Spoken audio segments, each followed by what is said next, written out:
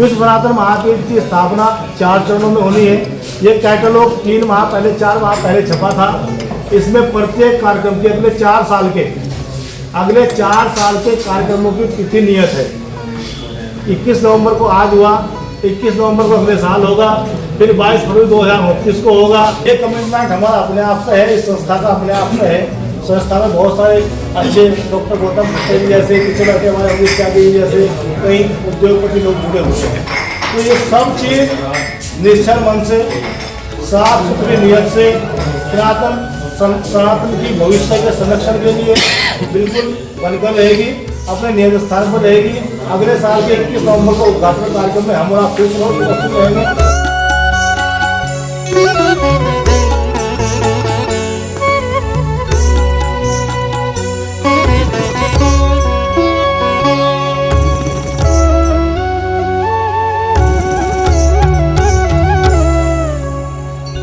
हर हर गंगे जय मां गंगे सनातन संस्कृति की विस्तार की दिशा में एक महत्वपूर्ण कदम उठाते हुए धर्मनगरी हरिद्वार में तीर्थ सेवा न्यास द्वारा विश्व सनातन महापीठ की दिव्य और भव्य स्थापना की जा रही है।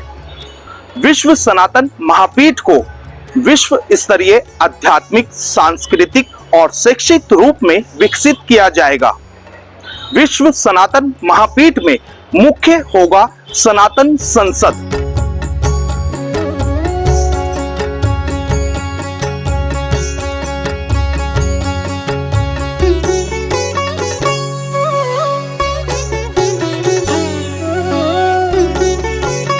शादीशुदा थे और एक बच्ची के बाप भी थे। उन्होंने सब छोड़ के संन्यास लिया और उसके बाद पूरे धर्म संघ को पूरे भारत में मतलब कटपात्री जी का आज भी श्रद्धा और विश्वास के साथ नाम लिया जाता है। स्वामी श्रद्धानंद जी 2 बच्चों के बाद एक पत्नी थी, पूरी दुनिया में क्रांति कर तो आप वाल्मीकि जी का देख लीजिए आप, तो ये कहना लोगों की मतलब दिग्भ्रमिता है। देश विदेश से सनातन धर्म से जुड़े बड़े साधु संत अपने विचार रखकर सनातन संस्कृति को आगे बढ़ाने का कार्य करेंगे। विश्व सनातन महापीठ में सनातन संस्कृति के से जुड़े कई ऐसे कार्य होंगे जिससे सनातन धर्म को आगे बढ़ाया जा सके।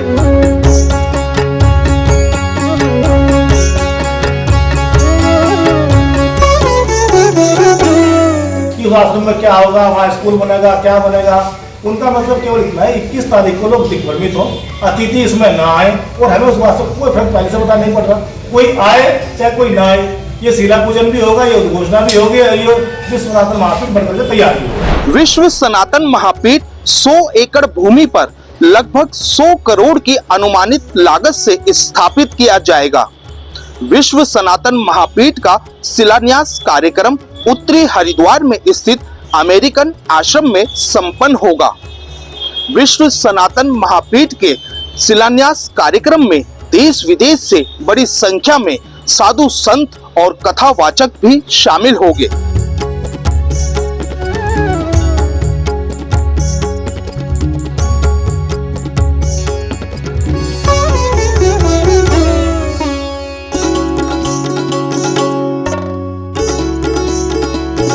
देखिए, ये पीठ सनातन धर्म के लिए बहुत महत्वपूर्ण साबित होगी, क्योंकि जो भी हमारी सनातन की परंपराएं हैं, सनातन के आदर्श हैं, सनातन का संस्कार है, वो सब इस पीठ के माध्यम से हम जन जन तक पहुंचाने की कोशिश करेंगे, ताकि लोगों को अपने धर्म के विषय में, सनातन के विषय में, वैदिक परंपरा के विषय में, हमारे गुरुकुल के विषय में और बहुत सारी ऐसी चीजें हैं जो धर्म का ज्ञान देने के साथ साथ सनातन को सुरक्षित, सेफ, क्योंकि धीरे धीरे सनातन का एरिया सिकुड़ता जा रहा है, तो भविष्य में इस तरह की गतिविधि नहीं हो, ताकि और सिकुड़े।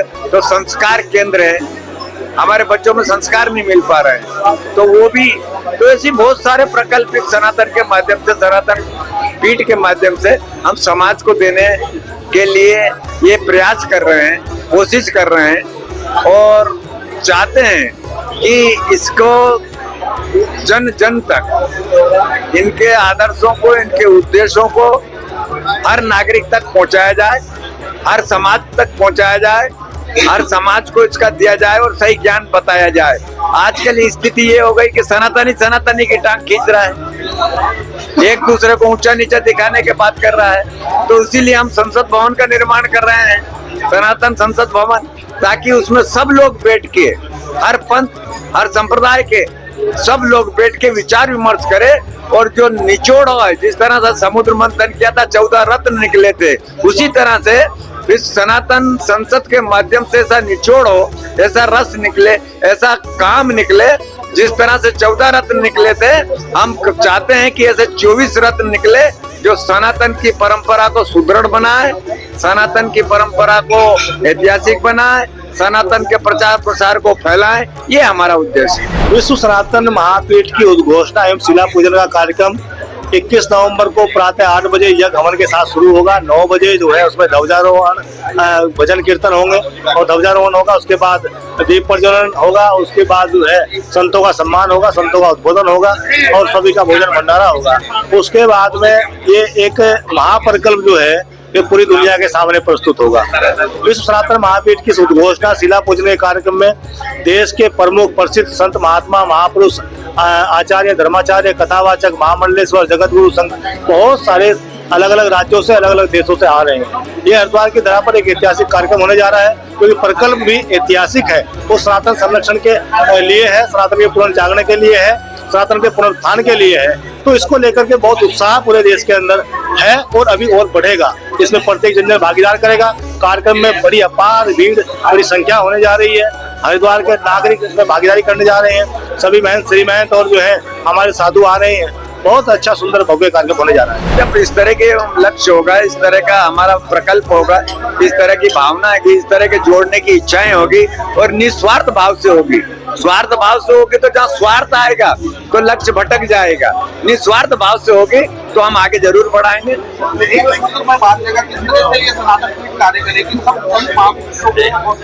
वो धर्म संसद, वो सनातन संसद के माध्यम से हर मत मतांतरों को बुलाया जाएगा, बिठाया जाएगा, बातचीत हो जाएगी, उनका निचोड़ लिया जाएगा। उनकी अपनी पूजा है, उनकी अपनी पद्धति है, उनके अपने इष्ट है, उसमें हमें कोई दखल देने की इजाजत नहीं। लेकिन जहाँ सनातन किस तरह से और सुरक्षित रहे, क्योंकि सनातन को बहुत सारे दिग्भ्रमित कर रहे हैं। हर जगह से भौगोलिक दृष्टि से देखा जाए तो सनातन एक बाबा जी की लंगोटी के बराबर रह गया, सनातन के मानने वाले। तो इसमें अब बढ़ाव नहीं तो घटे नहीं, वो योजना हमारी है।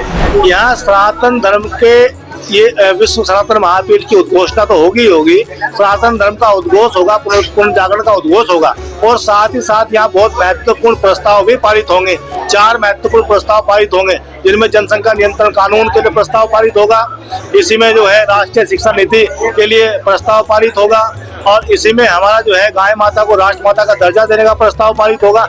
इस प्रकार से ये प्रस्ताव भी यहाँ पारित किए जाएंगे। ये सबसे महत्वपूर्ण कार्यक्रम केवल हरिद्वार के लिए नहीं है, ये महत्वपूर्ण है समस्त दुनिया के सनातनियों के लिए, समस्त दुनिया के प्राणियों के लिए, जिसमें सभी मत, मजहब, जाति, पंथ, संप्रदाय के लोग रहते हैं। ये सब उनके लिए है, क्योंकि सब कुछ सनातनी है।